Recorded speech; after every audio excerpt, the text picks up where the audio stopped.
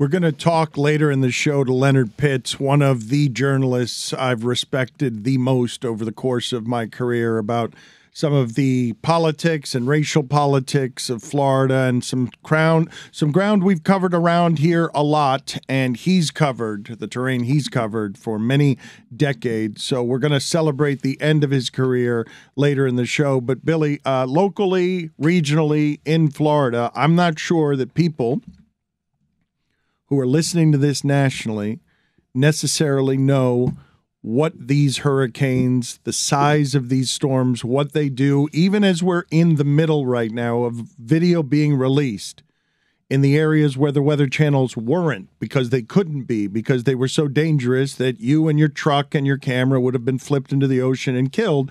As that video trickles out the last couple of days, what we will see is the horror of beach towns that we care about in Florida decimated, pathways to and from those beach towns, never mind power, inconvenience, and whatever the flooding is going to cause.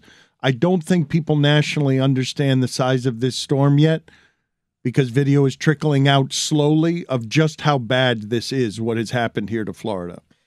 I think dollar for dollar, it'll be the worst storm in the history of the state of Florida. Republican State Senator Jeff Brandes, who has been trying to sound the alarm on the property insurance crisis in this state, which now it's too little too late at this point, but he estimated pre-storm that just of insured people, that this would be a $45 billion storm at minimum for insured people.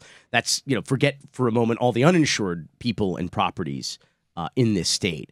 But we've actually been talking about this on the show since the beginning. When I say that Florida's basically sole industry is growth, unsustainable growth, this exemplifies what we've been talking about, because a lot of that growth is on the coastal regions, because the most valuable real estate, the most desirable real estate is waterfront real estate.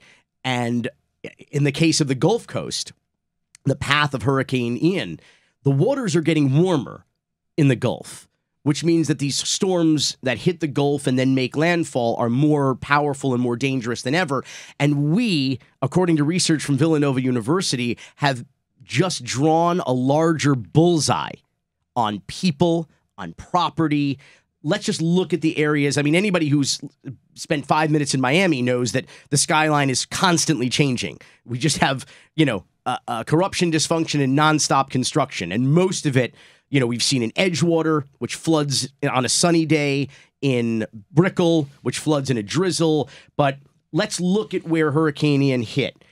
My hometown of Fort Myers, the Cape Coral neighborhood, a classic Florida real estate story of lies that came true. From 1970 to 2020, according to census records, the Cape Coral Fort Myers area grew by 623%. Over that same period, the Northport, Sarasota, Bradenton area grew by 283%, and the Tampa, St. Pete, Clearwater area, which is already a huge metropolitan area, grew by more than about 190%.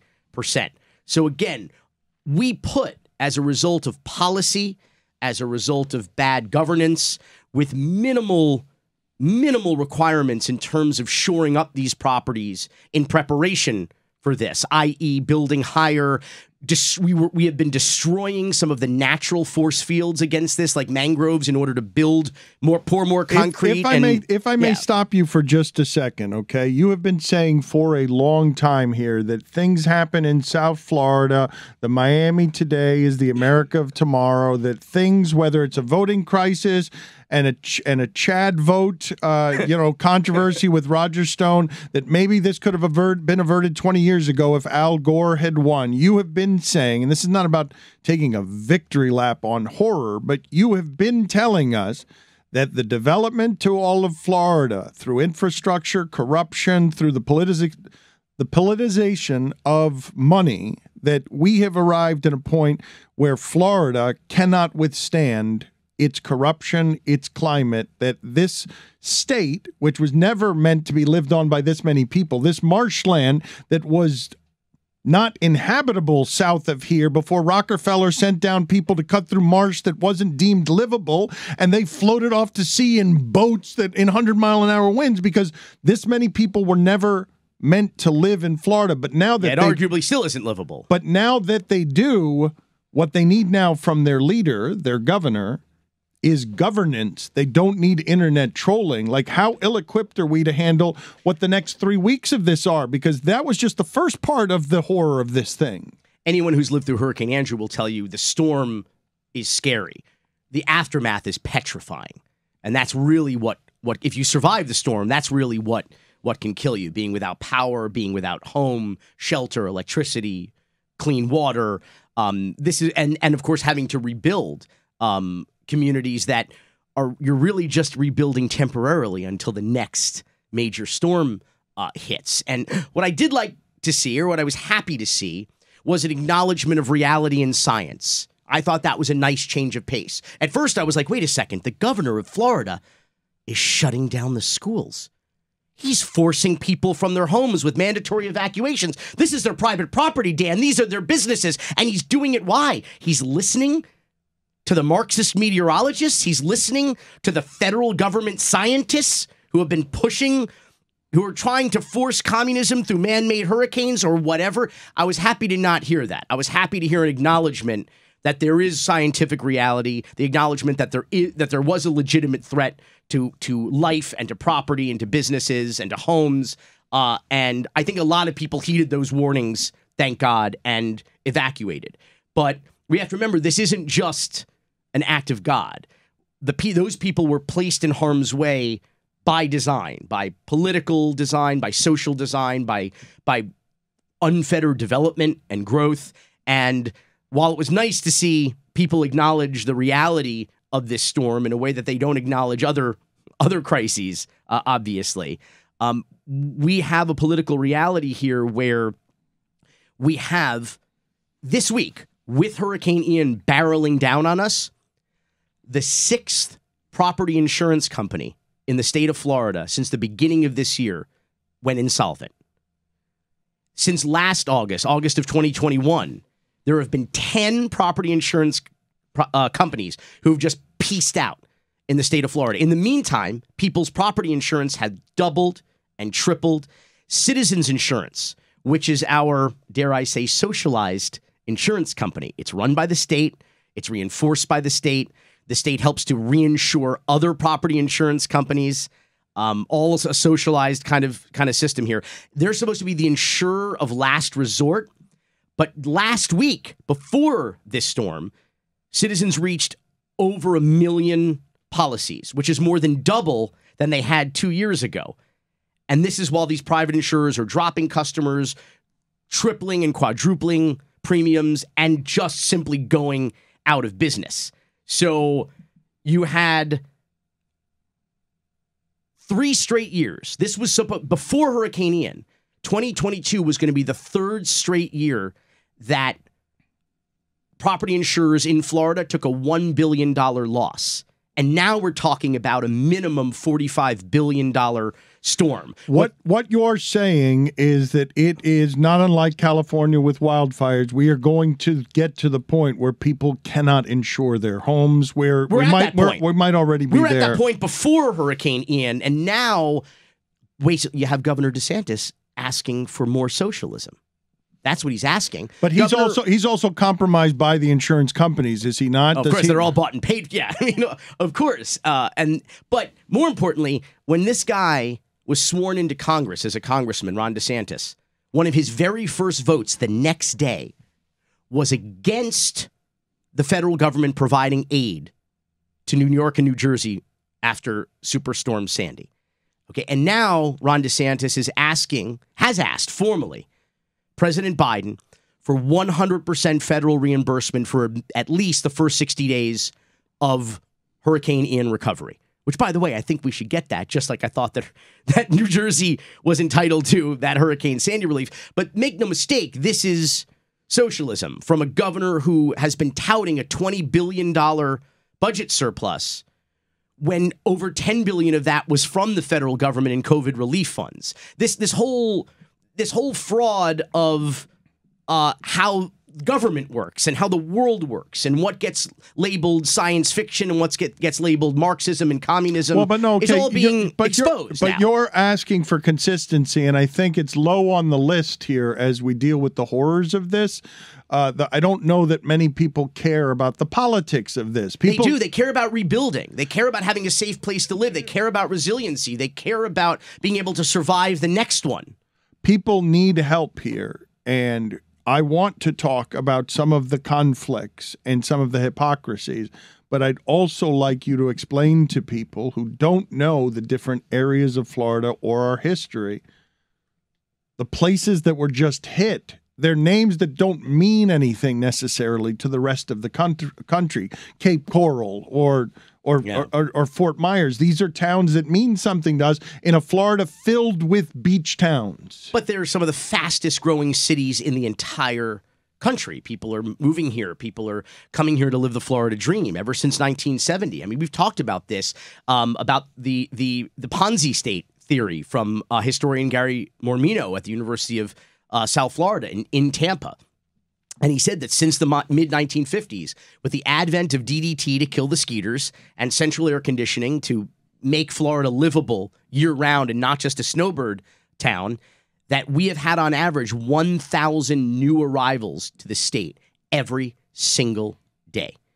And that is, anybody in South Florida knows that's true. We've certainly seen that in the major city centers and metropolitan areas like Miami and Fort Lauderdale and Palm Beach, but that has also been happening in droves on the west coast of Florida where there's been more space to develop. Here, Miami is pretty saturated. Now we're going vertical, obviously, which is good because now they should build the lobbies on the 15th floor of these buildings now, and they can be prepared for the future. They have to just have a marina up there. Just look up in the sky and go, what the hell is that up there? You go, those are docks for the future marina that will come as a result of sea level rise. But you have a governor who is called sea level rise and climate change left-wing stuff. That's what he's called it. And this is not just about the politics of it, because this is about the politics of people's lives and people's property and people's businesses. This is about the politics that actually matter, not the politics of fear or the politics of culture wars, okay? Not the politics of, I don't know why the governor didn't just charter a bunch of private planes and fly everybody from Fort Myers and Cape Coral to Martha's Vineyard.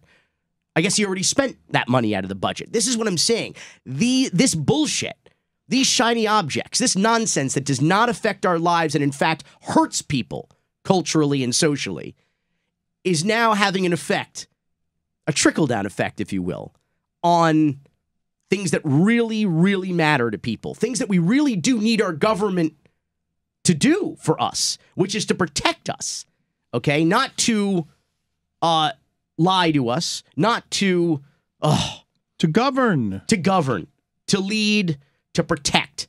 Security is one of the fundamental functions of government, whether it's national security, whether it's policing and public safety, whether it's making the traffic lights go red and green. That protects us. That keeps us safe.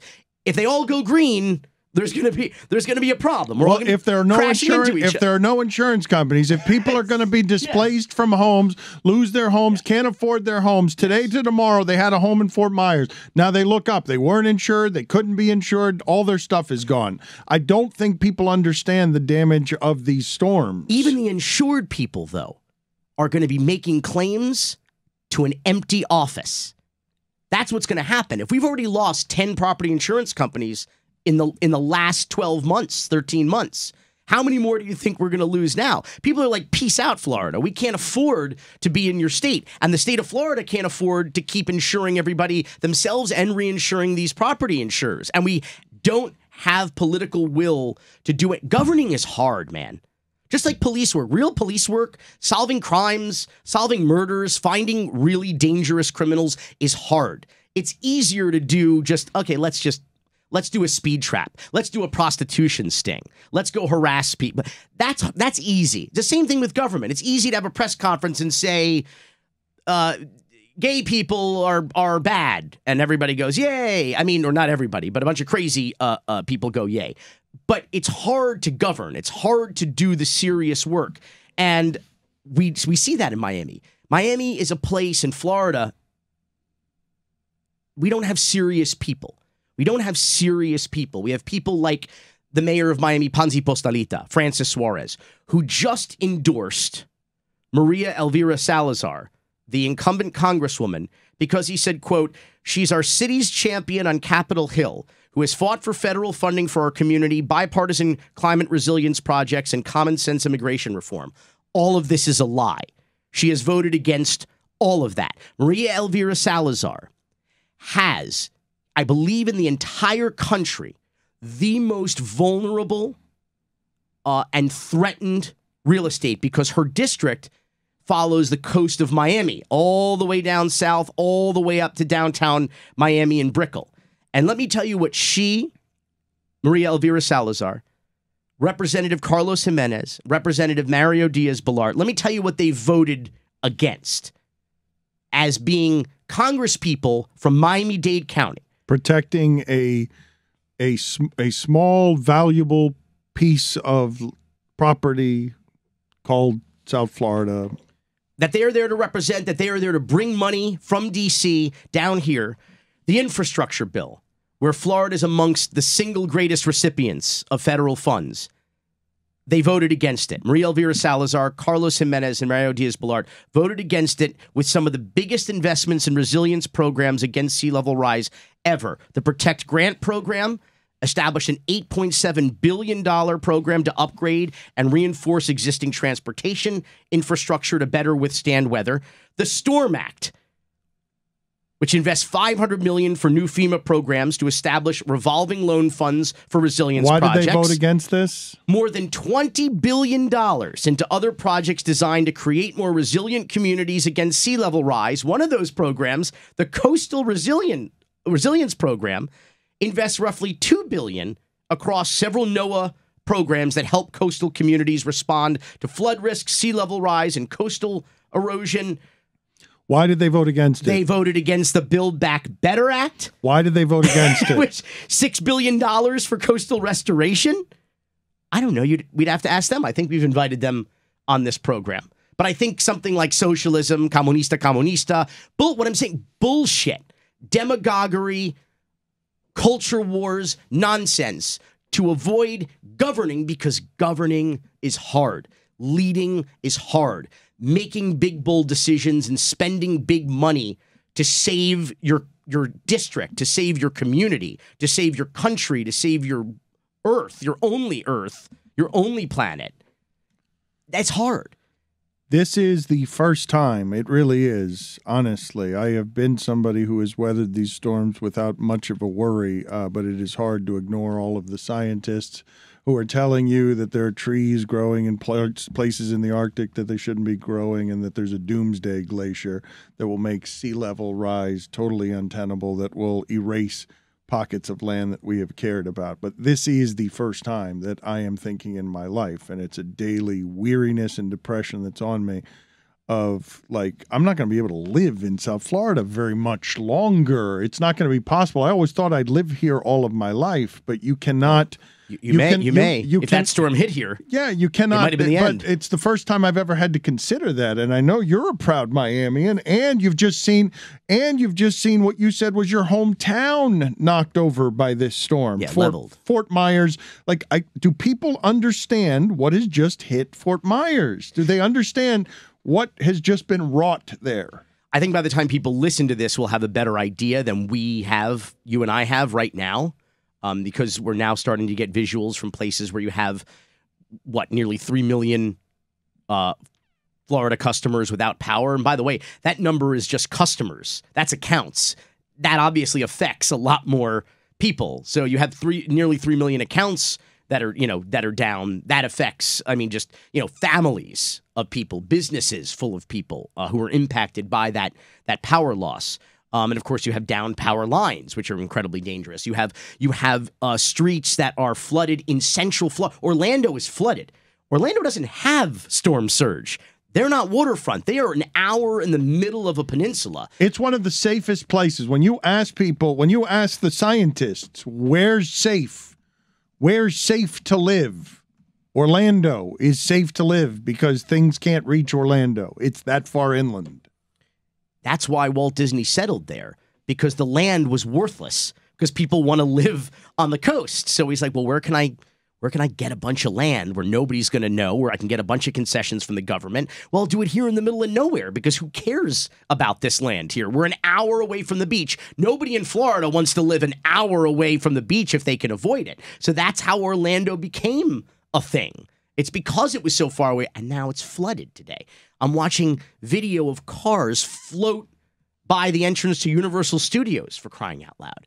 I mean, it's just unbelievable. Apocalyptic. It's apocalyptic when you think of what will flog the earth that we've destroyed. This is it. Like this would be the stuff, if you were biblical intended, this would be the stuff that God rains down when the apocalypse comes. But you are also somebody who considers this much man-made, right? Like I think that would be an unpopular viewpoint, even though it's a factual one, that we have brought this upon ourselves, that the governance has brought this particular problem, and the way we develop and the way we wreck the earth right here in Florida, the way we wreck the marshland, the way that we, unlike Brazil, just like Brazil, where its rainforest is for sale, slash and burn. So is our environment has been for sale down here for a long time. If you think that the incompetence and the corruption of this government don't directly impact lives, look at the Champlain Tower South. Look at the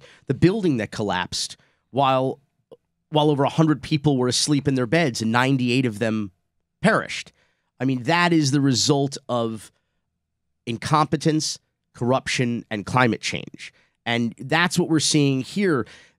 We have created policy that has permitted unfettered development with insufficient codes and standards for that development. We have destroyed some of the natural shields that Mother Nature put in place in order to protect us, like mangroves. There is an effort by Commissioner Joe Carollo in the city of Miami to allow the further destruction of protected mangroves in waterfront areas.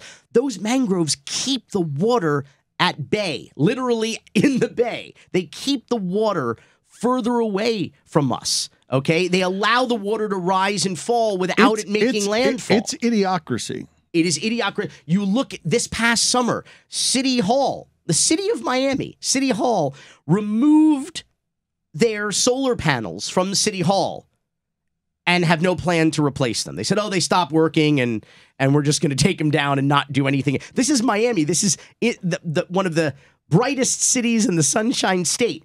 This past April in the city of Miami, following a national search, the chief resilience officer quit after just 11 weeks on the job, and they were the third chief resilience officer to jump off this sinking ship since 2020. And Francis Suarez's office told one of those CROs, those chief resilience officers, that, quote, resilience is not a priority, end quote. It's, quote, too long term, end quote. There's no immediate political or PR value for the mayor, so he doesn't care about it. This is why I said they're not serious people. And it's a Carl Hyacin novel. You can't write that as comedy. 3 chief resilience officers quit. They just get here, they look around, and they're like, fuck this.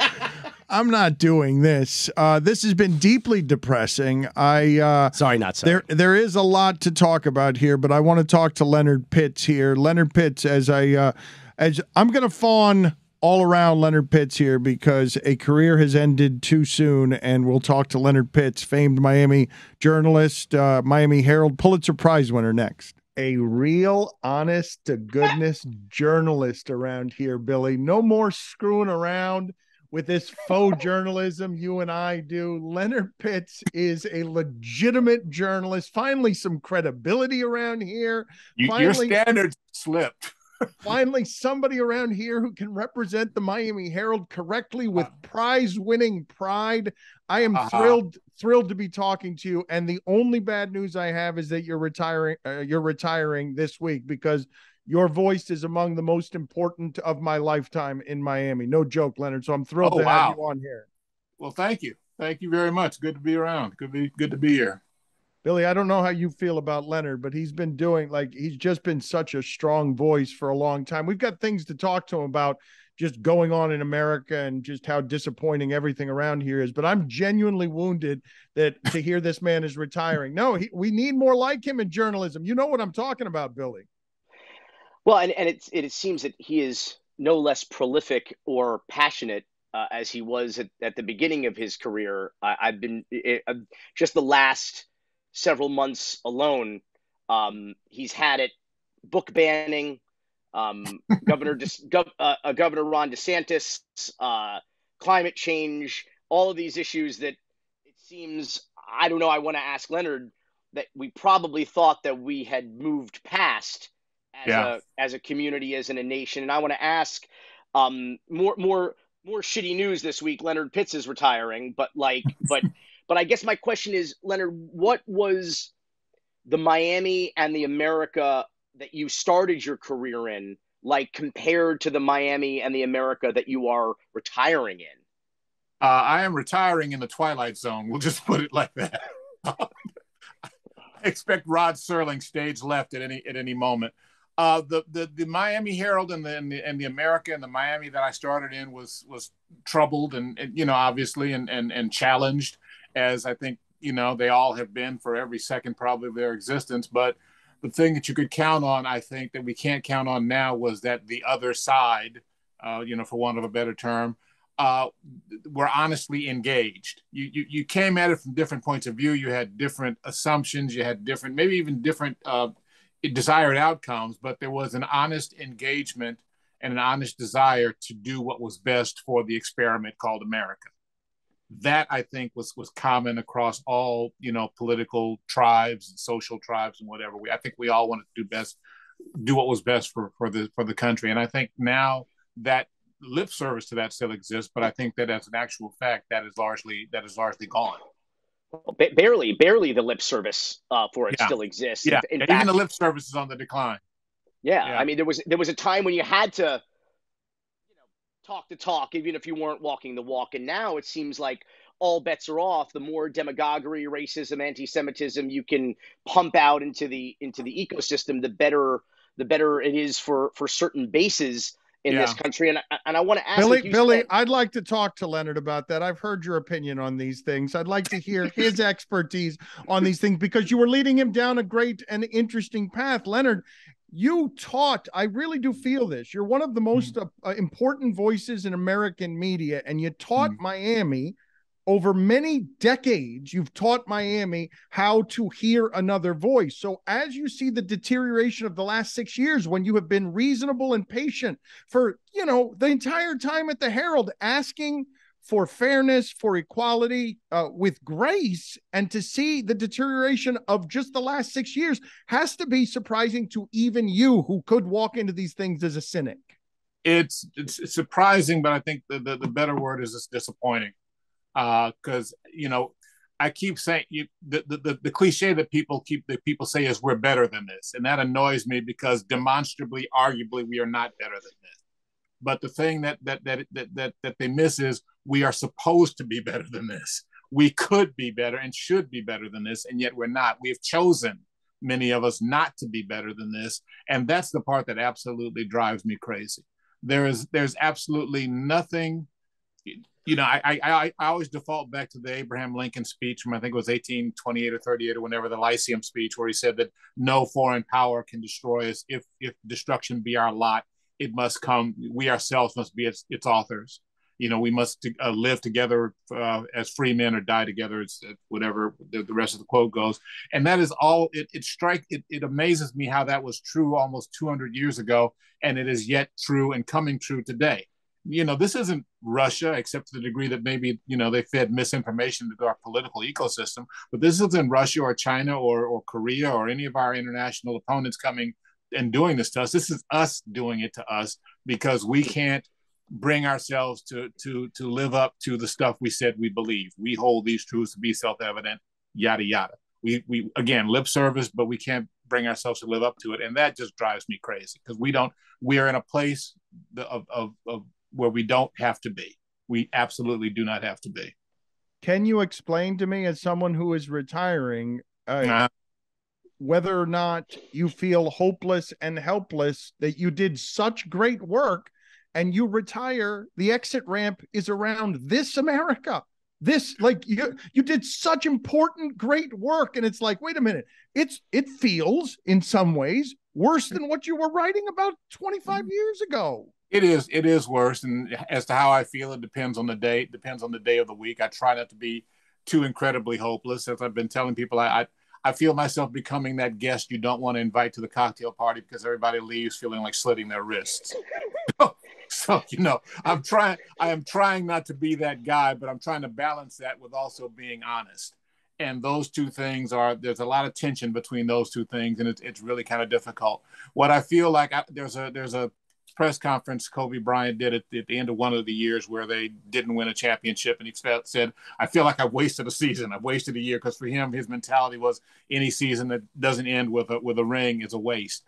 There's kind of that feeling that, not that I've wasted 30 years, but that has nobody been listening, not just to me, but to all, and I don't want to put this all on me. It's being so wonderful. So all of the people who have been trying to call us back to, not to, harp on Abraham Lincoln again, the better angels of our nature, all the people who've been trying to call us back to that. Why have we suddenly stopped listening? Are some of us so terrified at the idea of sort of the multicultural, multiracial, multi-gender identity America that we'd rather destroy it? We'd rather destroy it than live up to what it's supposed to be. That is just incredibly frustrating.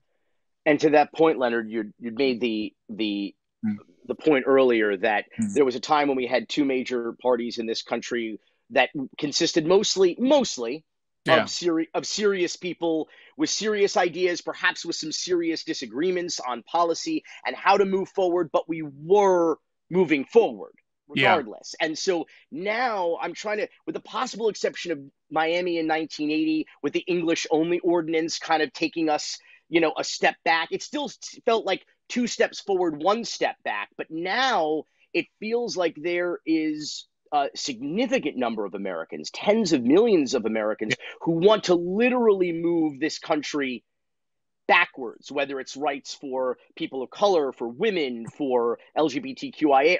Have you ever experienced a time in your lifetime, in your career, when you're writing that we're like, we need fewer Americans to have fewer rights? No. And as you know, I'm a history, nerd, and I can't find anything in history that really, corresponds with this. It's something, we're seeing something, I think, wholly unprecedented. And it's sort of like the immovable object meets the irresistible force meeting the immovable object, because I also don't know of any time in history when a group of people liberated from the closet or liberated from the back of the bus, or in women's case, liberated from the kitchen, went back. I can't, I don't know of that. And I'm thinking specifically, I'm sort of thinking through a column that I want to write next week when this rom-com, this LGBTQ rom-com, Bros, I think it's called, supposed to premiere next week. No, this week. I want to write it for next week. And it occurs to me, these two forces, colliding. On the one hand, we've got this huge political movement to restrict LGBTQIA Americans. And on the other hand, you've got a major rom-com. You've got Oreos, which is, certainly smack dab in the middle of Americana, celebrating Pride Month with, I think it was rainbow cookies or something like that. You've got all of this acceptance, including from, in the case of Oreos, big business, which used to be a GOP hallmark. And yet you've got these people at the same time so determined to drag us back from that, where something's got to give. And I don't mean to make it just about the LGBTQ thing, but it's like that's a microcosm of what we're seeing here. We've got forces of people who have been freed, who have been liberated, and those who want to take us back, and they're pushing against each other, and something's got to give. And I'm wondering if what gives is not the country. Leonard, why did we get here? We got here because somebody read that and saw that we were moving to a space where this country was not going to be majority white, and a corollary to that LGBTQIA Americans, and for that matter, non-Christian Americans, are also on the rise, and they freaking panicked. And some of us have been saying this and talking about this for 10 or 15 years. I knew something was wrong back in the early 2000s when I started hearing white people talking about themselves as victims of genocide, victims of this, victims of that. There's the only thing that you are a victim of, quote unquote, is of demography. The demographics say that, you know, that the country is changing. And I think that that's challenging. It's invigorating. You know, I find it fascinating, but I think having not been, you know, having not been part of the group that controlled things for a long time, I lack the panic gene that makes me look at it as a threat. The example that I use for people is, you know, if you've been the lead singer, if you spend 400 years in a group and you've been Gladys Knight, and suddenly you're asked to be just one of the Pips, you're just another Pip, you know, that's hard. And that's, you know, that's roughly where a lot of white folks are, and they're not like it. They, you know, they've been Gladys Knight, they've been the leader of the group, and now they're just another member of the group. That's what they're looking at. And so we have all of this histrionics, all of these political moves to try to retain power, even as they become, you know, a minority in a nation of minorities. Because, you know, the Census Bureau thing doesn't say that the country's going to be a majority Black, a majority Hispanic, a majority whatever. It's going to be everybody. Nobody's going to top 50%. Well, that means to me, maybe you've got an opportunity to start devising political strategies and alliances based on something other than superficial color of skin or religion or whatever. Maybe you can start looking at poverty. Maybe you can start looking at what are your environmental concerns. Maybe you can start looking at a whole bunch of other stuff beyond just the superficial organizing principle of what's your racial tribe. You see what I'm saying? But this country has, you know, racial tribe carries a great deal of emotional moment, a great deal of emotional weight for some of us. And they'd rather see the country commit suicide, or they'd rather commit homicide against the country than give that up. And in Miami, we have so many of those tribes. You have covered such a rich place of so many diversities, so many flavors, so many voices. And as I mentioned, you're retiring now. I should explain to the audience that it's effective at the end of the year. He's going to keep writing. They might have been confused by the retirement. Then all of a sudden you're saying, and I'll have one next week. But why are you retiring? Because I feel like you should write forever. I feel like you need to be heard forever. Like I need to do that, huh? I'm tired. I mean, that's the short answer. I'm tired. I'm feeling, you know, the thing is, and I don't know if it's true for everybody that writes a column, but for me in writing a column, there's an emotional investment. There's got to be something from the heart that goes into it. And I'm just, you know, emotionally, I'm just feeling drained. I'm just feeling worn out. Yeah, I'm feeling okay. I've reached the end, and I don't want to come to the point where you're just sort of mailing it in, grinding them out, and mailing them in. You know. I understand what you're saying. My point is the reason that it makes me sad, Leonard, and forgive me for the indulgence of telling you when you're supposed to retire, but it's because, like, no, you can't beat this strong man. He's not going to get tired. His rage is going to be righteous forever. He's not going to get, and I know writing is hard, but he doesn't lose at the end. He doesn't leave with a worse America than the one that allowed him the platform to have a voice for some of the things he really believed could change. Well, see, like, my job was not to change America. My job was to tell America what here's what I see. And then America's got to take some responsibility for America, frankly, you know? And so, you know, I mean, I can do what I can do, but I can't take the responsibility. Doggone it, America still sucks. I'm staying here for another year. I mean, you want a Pulitzer Prize, though, because you are so precise and astute in seeing the American condition. So as you see migrants used as a prop, as a trick, and you see an insurrection, and you see Ron DeSantis, the very idea of him existing. None of those things you ever thought you would see the year of your retirement, correct? No.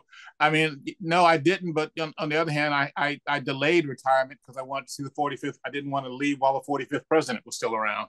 So, you know, at some point, you got to say, okay, history's going to do what history's going to do, and I got to do what I got to do. But no, I didn't expect to see any of this, even 20 years down the line. But 10 years ago, a little over 10 years ago, when Obama came to town and people acted like the world was ending, and a tan suit became, a political scandal, and the Tea Party was, tea partying all over the place, you began to understand that we were going to a different place. And then obviously in 2015, 2016, it just really, went exceedingly crazy. What frustrates me is that it's so naked that they don't even bother to hide it anymore. The stuff around which the Republican Party was organized, it was, ideologically organized during my political lifetime.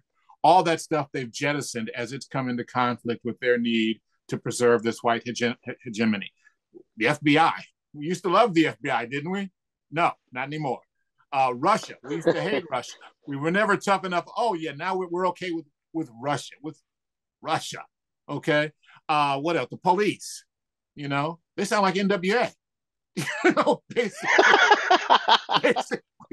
some of these guys sound like NWA now with regard to and on and on and on. It's like they've jettisoned all the stuff they once claimed to believe in, and that tells you how naked and how threadbare, are all of their claims to any high moral purpose. There's no high moral purpose here, including the claim that we stand for the forgotten Americans who, economically dispossessed. No, you don't. What you stand for is the people that want America to be run by the whims and the dictates of those who are white, preferably male, straight, Christian. That's it. That's the whole ball game right there. Leonard, I think you're alluding to the fact that I think seeing a black man in the White House broke the brains of a great many Americans. Yeah. And you had a scenario in which you had a major rejection of that, like you said in 2016, where they started saying the quiet part out loud. And where, to borrow your term, overt, abject cruelty as well, not just in their language, but in their actions, in the behavior of, I mean, I'm trying to figure out how we live in a community where people would vote to deport themselves, because it's one thing to say, I'm going to vote in my own best interest, or I'm going to vote with my pocketbook, but you have a contingent, particularly in Florida, who will say, I'm going to vote against Social Security. I'm going to vote against Section 8 housing. I'm going to vote against food stamps. I'm going to vote against Medicare and Medicaid and Obamacare. And I'm going to vote against immigration. And I'm going to vote. I just don't understand it. We don't, I think we don't appreciate in this country the power of the ideal of whiteness. And it is this thing to which almost every immigrant group has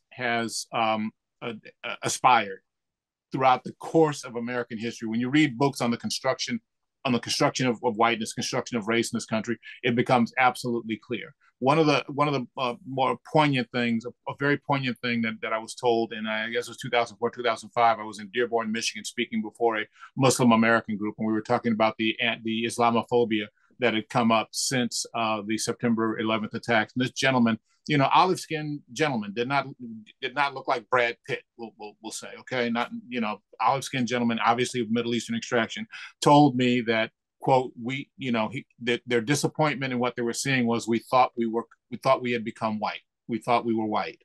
And when you understand that, then you realize that white is not about where you're from on the map. It's not even about physically how you look. It's about acceptance into that tribe of non-colored, non-black, non-whatever.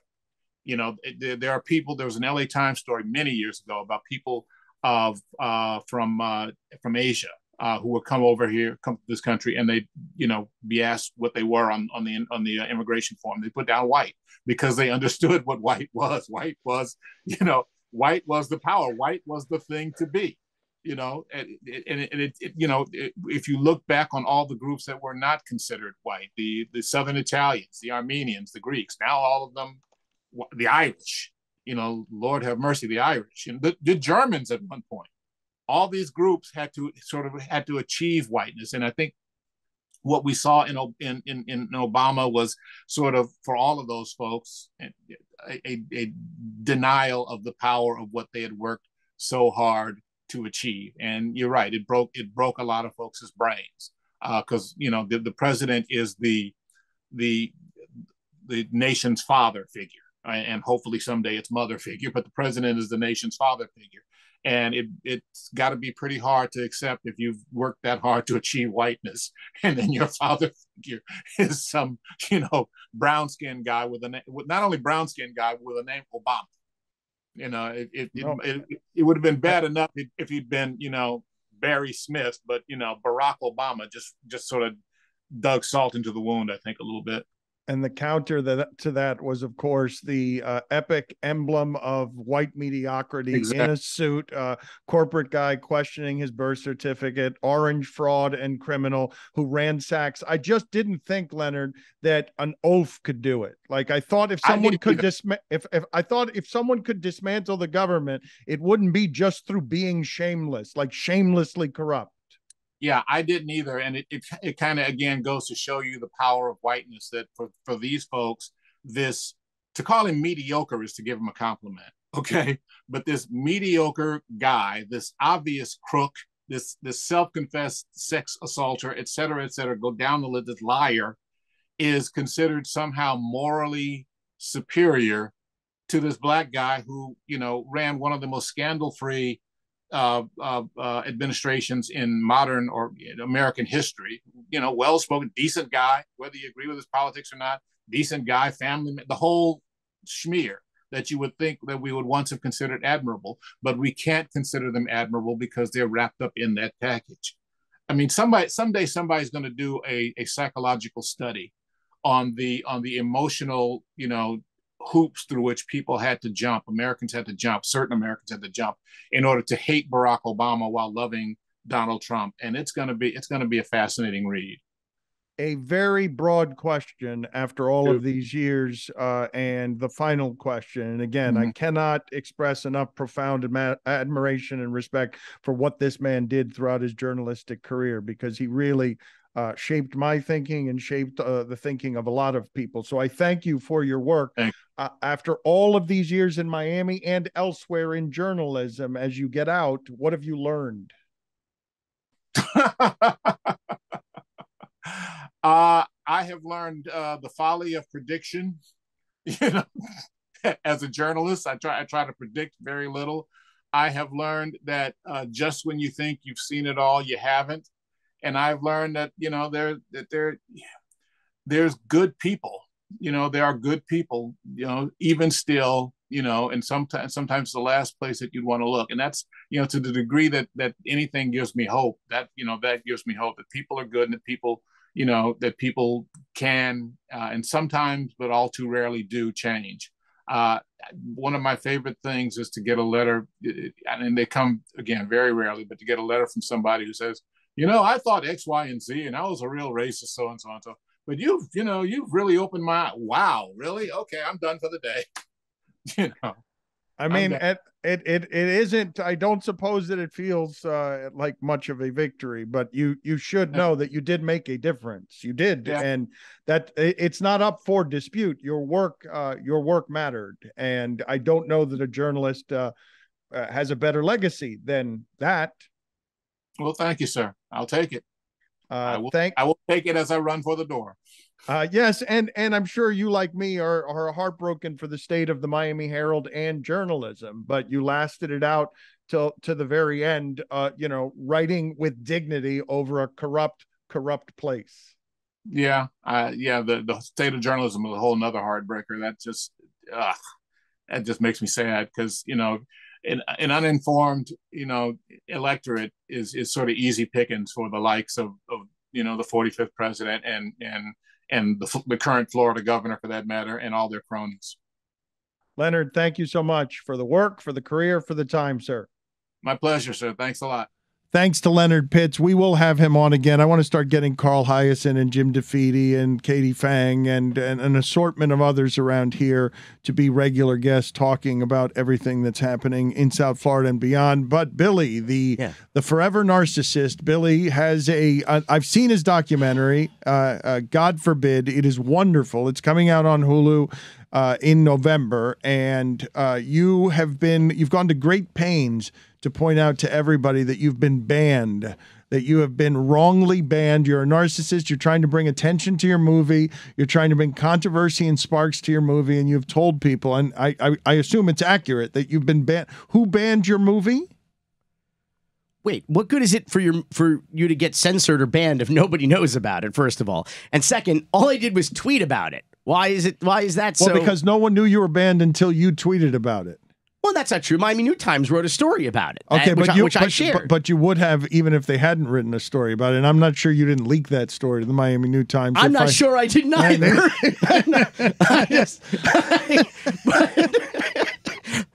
But how can we be sure about anything, Dan? We Dan? can't be sure, but why have you been banned? What was the banning? And I'm very excited for your movie, and I can't wait for the audience to be able to see it, because you tie together the moment and religion and power, and it's cartoonish, and it's festive, and it's awful. And it's been banned from the University of Miami campus, so if you needed another reason to watch it, there you have it. But honestly, I don't know.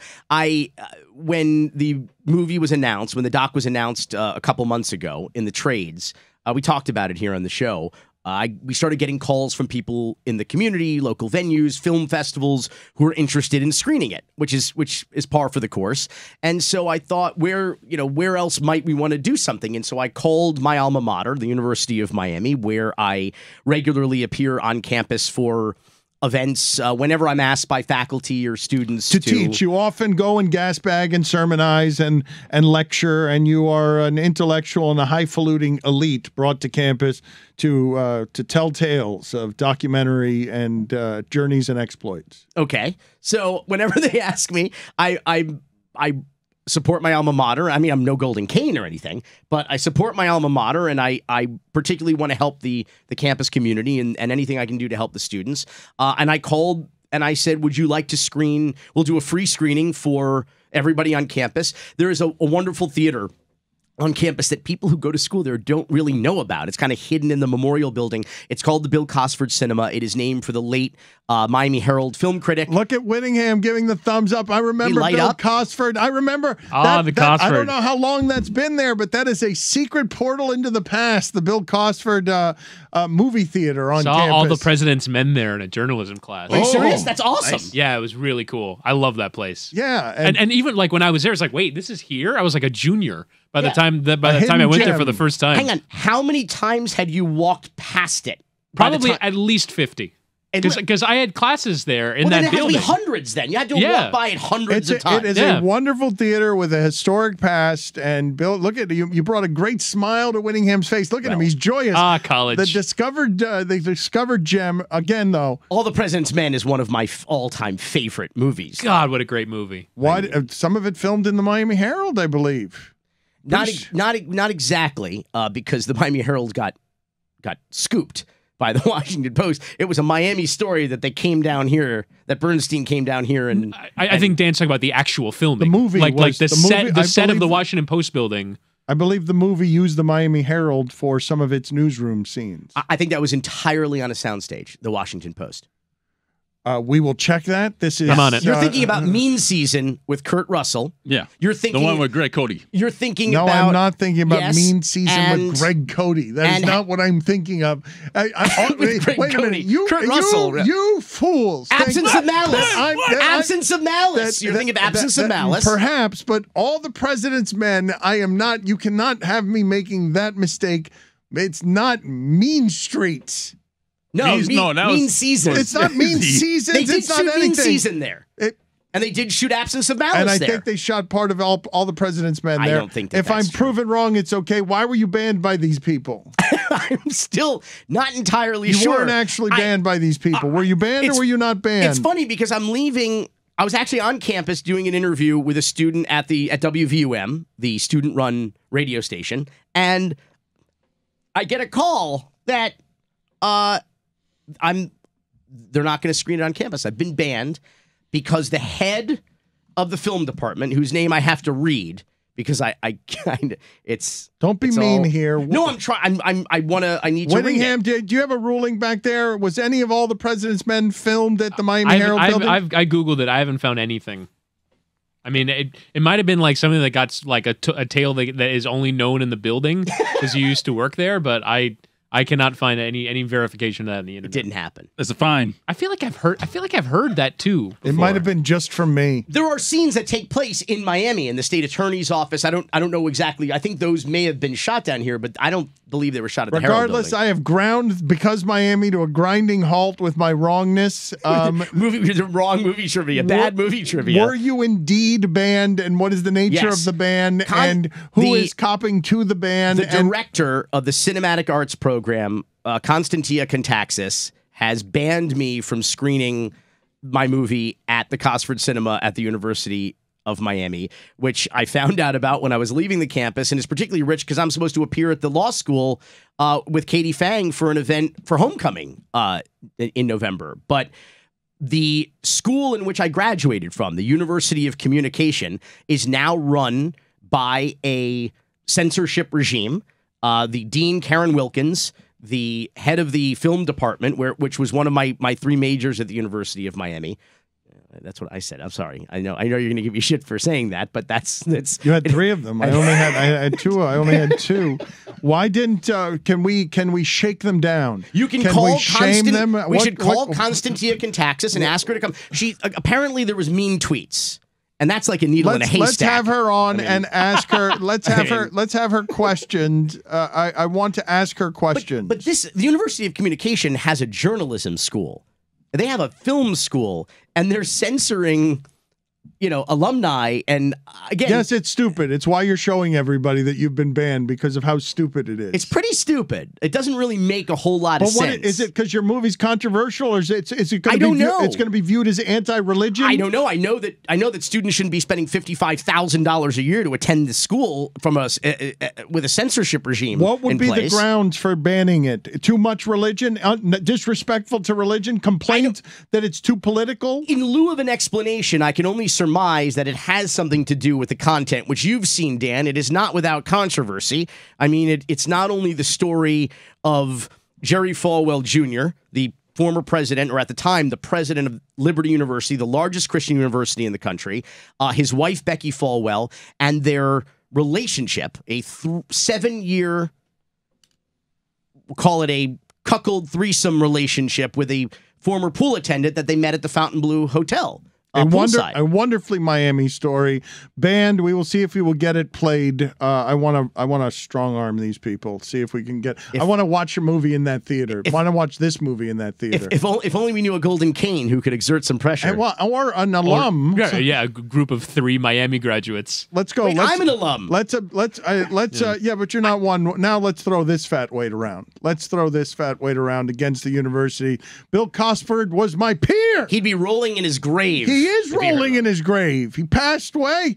That man was a legend. That man has his name on that thing, and they are denying Miami alums who respect both film and journalism to go see a movie at his theater with his name on it. How do you spell Contaxis? This is Kontaxis. At the journalism school. At the journalism school. 2 Ks. Also, Dan, Contaxis. not even the scenes in Florida were shot in Florida, and all the president's men. I wasn't sure. Cocaine's.